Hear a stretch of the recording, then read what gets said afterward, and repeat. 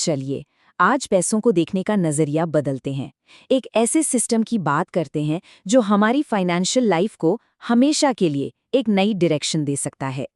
ये एक बहुत सीधा सवाल है, लेकिन इसका जवाब शायद चौंकाने वाला हो। सोचिए, अगली बार जब सैलरी आए तो बस कैलेंडर पर एक निशान लगा दीजिए और खुद से पूछिए, इस महीने पैसों का कंट्रोल किसके हाथ में था, मेरे या मेरी आदतों के? ये कहानी हम सब की है ना? सैलरी अकाउंट में आती है और एक छोटी सी खुशी की लहर दौड़ जाती है। फिर शुरू होता है सिलसिला, यूपीआई पेमेंट्स, अमेज़न के ऑर्डर्स, ईएमआईज़ जो अपने आप कट जाती हैं और महीना खत्म होने से पहले ही पैसा हवा। और फिर हम सब एक ही बात सोचते हैं, यार पता ही नहीं चला पैसा गया कहाँ। तो इसका हल क्या है?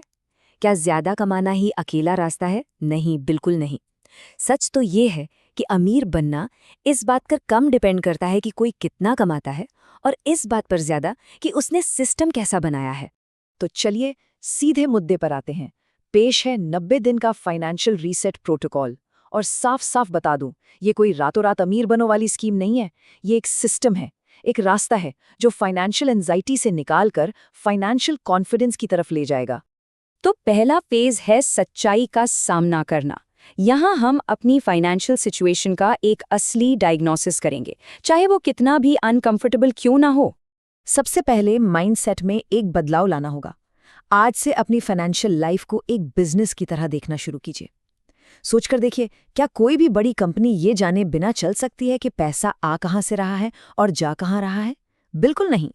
तो फिर अपनी जिंदगी की सबसे जरूरी कंपनी यानी अपनी खुद की फाइनेंशियल लाइफ अंदाजे पर क्यों चले? तो ये रहे एक्शन स्टेप्स।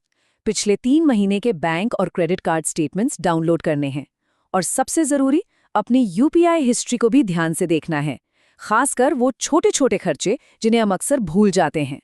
अब हर एक खर्चे को इन 3 सिंपल कैटेगरीज में बांटना है। पहली, फिक्स्ड खर्चे जैसे किराया और ईएमआई। दूसरी, कंट्रोलेबल खर्चे जैसे पेट्रोल और ग्रॉसरीज। और आखिर में वांट्स यानी वो खर्चे जो इमोशन से जुड़े होते हैं, बाहर खाना, शॉपिंग, ये सब। और पता है, ज्यादातर लोगों के लिए तस्वीर कुछ ऐसी ही दिखती है। अगर सेविंग्स रेट सिर्फ 8% है तो इसका सीधा मतलब है कि फाइनेंशियल फ्रीडम एक बहुत दूर का सपना है। ये वो आईना है जहां ये फैसला लेना है, इसे इग्नोर करना है या इसे लेकर सीरियस होना है। ठीक है, अब फाउंडेशन बनाने का टाइम है। फेज 2 एक मजबूत फाइनेंशियल सेफ्टी नेट बनाने के बारे में है, ताकि चिंता की जगह कॉन्फिडेंस ले सके। ये सबसे पावरफुल शिफ्ट है। ज्यादातर लोग क्या करते हैं, सैलरी आई, पहले खर्चे किए और फिर जो बचा उसे सेव करने की सोची। हमें इस सिस्टम को बस पलट देना है। जैसे ही सैलरी आए, सबसे पहले सेविंग्स और इन्वेस्टमेंट्स को ऑटोमेट कर दो। ये पैसा आपके लिए है, खर्चों के लिए नहीं। और फिर जो बच जाए उसे अपना महीना चलाओ।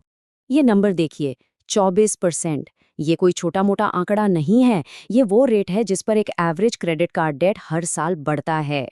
सीधे शब्दों में कहूं तो अगर हाई इंटरेस्ट डेट है तो अपना पैसा लिटरली आग में जल रहा है। ये एक ऐसा दुश्मन है जो 24/7 हमारे खिलाफ काम कर रहा है, तब भी जब हम सो रहे होते हैं। तो सबसे जरूरी बात यह है कि इस कर्ज को चुकाना सबसे अच्छा इन्वेस्टमेंट है जो कोई भी कर सकता है। कोई भी सेफ म्यूचुअल फंड 24% का गारंटीड रिटर्न नहीं दे सकता। तो इन्वेस्ट करने से पहले इस कर्ज को खत्म करना प्रायोरिटी है। पहला बड़ा माइलस्टोन ये होना चाहिए, 1 लाख रुपए। ये सिर्फ एक नंबर नहीं है, ये है इमरजेंसी फंड, अपना सेफ्टी नेट। जब ये होता है ना, तो जॉब चली जाना या कोई मेडिकल इमरजेंसी एक क्राइसिस नहीं बल्कि एक मैनेजेबल प्रॉब्लम बन जाती है। दिमाग चिंता करने के बजाय सोल्यूशन ढूंढने पर फोकस करता है। ये स्कैरसिटी माइंडसेट से स्टेबिलिटी माइंडसेट की तरफ एक बहुत बड़ा शिफ्ट है। तो अब तक हमने खेला डिफेंस, अब बारी है अटैक करने की। आखिरी फेजेस ग्रोथ, वेल्थ बिल्डिंग और उस डिसिप्लिन को मास्टर करने के बारे में है जो ये सब मुमकिन बनाता है। अब देखिए, ये स्लाइड कितनी कमाल की है। ये बताती है कि समय हमारे लिए कैसे काम करता है। अगर हर महीने सिर्फ 10,000 रुपए इन्वेस्ट किए जाएं तो 12% के एवरेज रिटर्न पर 30 साल में ये 3.5 करोड़ से ज्यादा बन सकते हैं। ये कोई लॉटरी नहीं है, ये कंपाउंडिंग की साइंस है। और इस साइंस में सबसे जरूरी इंग्रेडिएंट पैसा नहीं बल्कि टाइम है। एक सच ये भी है कि खर्चे कम करने की एक लिमिट होती है, लेकिन इनकम बढ़ाने की कोई लिमिट नहीं। तो इनकम बढ़ाने के तरीके ढूंढने होंगे, चाहे वो रेज मांगना हो, 20-30% हाइक के लिए जॉब बदलना हो, या कोई ऐसी हाई इनकम स्किल सीखनी हो जिसकी आज मार्केट में हेवी डिमांड है। देखिए, क्रेडिट कार्ड दुश्मन नहीं है, वो एक टूल है। लेकिन इनके लिए एक सिंपल रूल है, क्रेडिट कार्ड का इस्तेमाल सिर्फ और सिर्फ तब करें जब उसे खरीदने के लिए पैसा बैंक अकाउंट में पहले से पड़ा हो। इसे कन्वीनियंस के लिए यूज करें, कर्ज के लिए नहीं। अब क्लैरिटी का टाइम है। अपने फाइनेंशियल गोल्स को सिर्फ सोचना नहीं है, उन्हें लिखना है। मुझे अमीर बनना है, ये एक विश है। मैं 1 साल में 2 लाख रुपए इन्वेस्ट करूंगा, ये एक प्लान है। जब गोल्स लिखे जाते हैं तो वो विशेस से प्लान्स बन जाते हैं। और आखिर में आखिरी कुछ हफ्ते सबसे जरूरी हैं। अब कोई ड्रामेटिक स्टेप्स नहीं लेने हैं, अब बस एक ही काम करना है, कंसिस्टेंसी। देखिए, वेल्थ बनाना एक्साइटिंग नहीं होता, ये बोरिंग होता है। ये हर महीने एक ही काम को बार बार करने से होता है। बस सिस्टम पर भरोसा करना है और उसे चलने देना है। ये पूरी प्रोसेस का निचोड़ है। हो सकता है 90 दिनों में कोई करोड़पति न बने, लेकिन फाइनेंशियल डायरेक्शन जरूर बदल जाएगी, और लॉन्ग टर्म में डायरेक्शन ही डेस्टिनी तय करती है। तो ये सिस्टम आपके सामने है। 90 दिन अब शुरू होते हैं। सवाल बस एक है, आपकी नई दिशा क्या होगी?